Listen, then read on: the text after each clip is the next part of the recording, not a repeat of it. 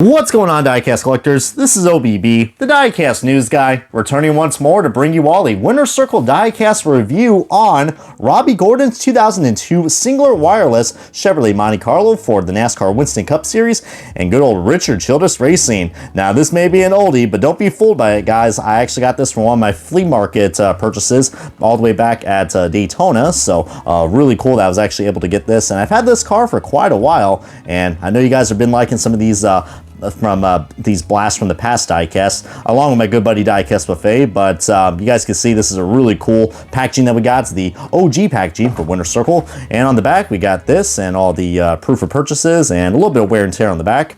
But now let's get on to the best part of the diecast review. It's the unboxing. So let's start the diecast review and unboxing of Robby Gordon's 2002 Cingular Wireless car. And alrighty, folks, we got this diecast out of its box. And before we get things started, let's look at the free accessory that comes with this, which, no, it's not a picture of Robby Gordon, but it is actually, this is supposed to represent, like, you know, those little lanyard tickets that you get, or like a little hard pass or a press pass. This is what this is.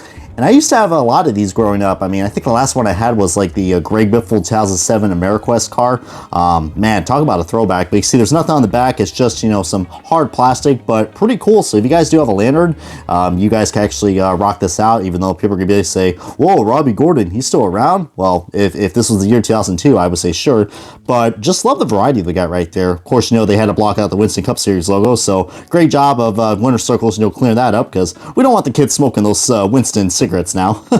But really cool. Shout out below if you guys are actually a Robby Gordon fan, as now we got to go on to the best part of the diecast, which is the diecast itself for this diecast review. So as I've already said like so much about, you know, the word diecast, but heck, I'm the diecast news guy after all. All right, that should be a drinking game. But getting on to this, guys, let's stay singular and I guess wireless as well.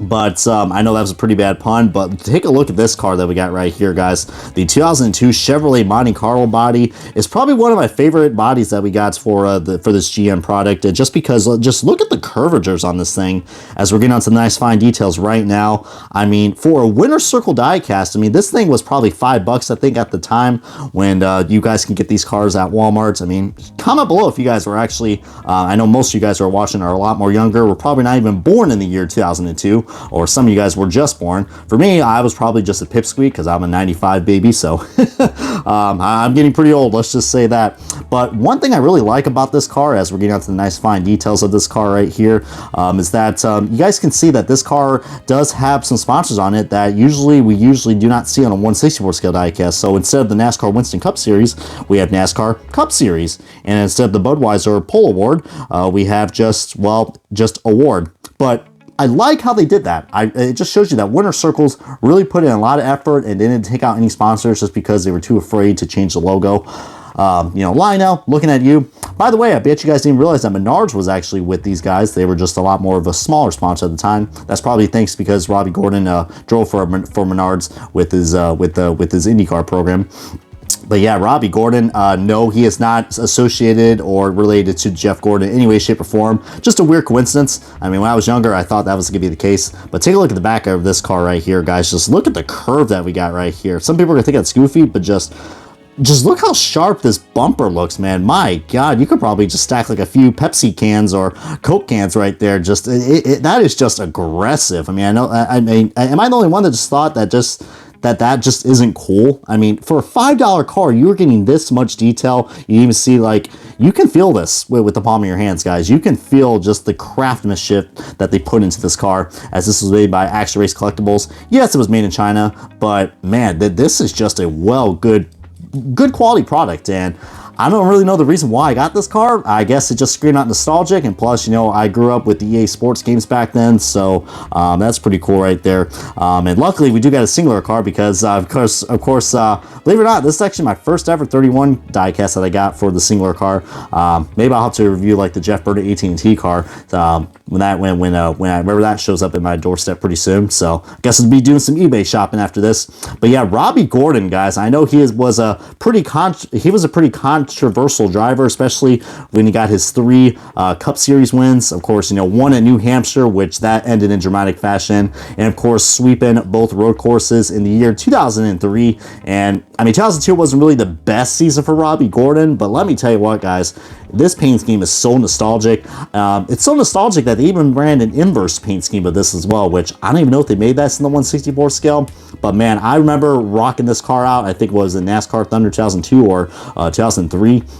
But oh my god, just so many cool memories. I mean, I know how, you know how much and how old I recognize the Cingular Wireless car. I remember the days when the 01 Cingular Wireless car was around with Jason Leffler. Just God, I mean, some of the new NASCAR fans just have no idea how spoiled we were back then with diecast and also just great racing. You know, especially 2002 being a pretty interesting year, especially after, you know, what happened, you know, in the first 2 years of NASCAR in 2000 with some of the casualties that we had, unfortunately.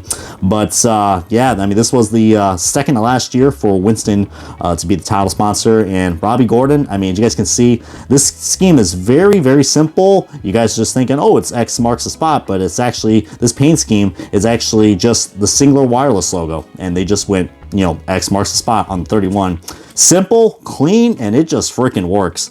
But unfortunately, Robby Gordon didn't really have the best season in 2002. I mean, I will say probably 2004 was his worst season, and after that he left to go on and race his own team, which of course we got some great memories for Robby Gordon, including that infamous quote that he had to say about Michael Waltrip in 2006 in New Hampshire. Just if you guys need a good laugh, check that out. I can't really say it because probably it's going to affect the monetization of this video, but hey man, this is such a cool car. But anyways, I could go on more about Robby Gordon, but heck, you guys should probably know who he is if you are a motorsports fan.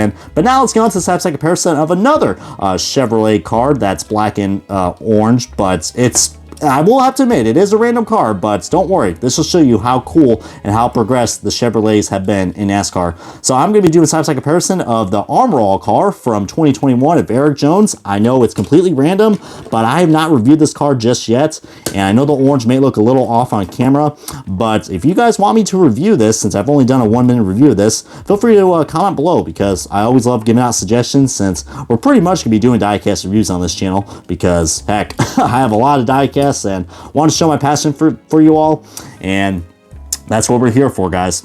We got to keep this diecast collecting business alive, and as you guys can see, guys, just, I mean, of course I've already showed the front, but just, I mean, compared to the line on racing car, there is just so much better quality and craftsmanship put into this mold.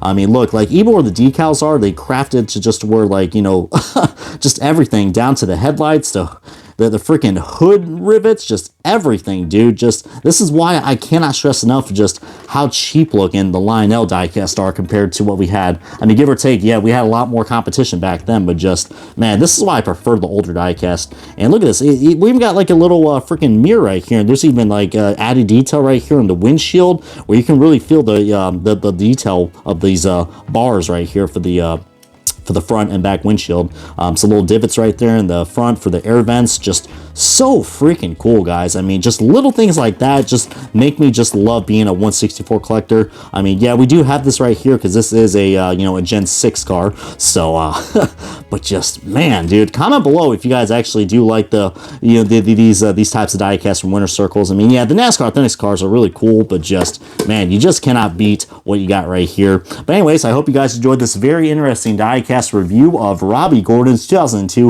Cingular Wireless Chevrolet Monte Carlo for the NASCAR Winston Cup Series and Richard Childress Racing. Comment, subscribe. This has been OBB, the Diecast News Guy, and I'm going to Cingular my way on to the next Diecast review.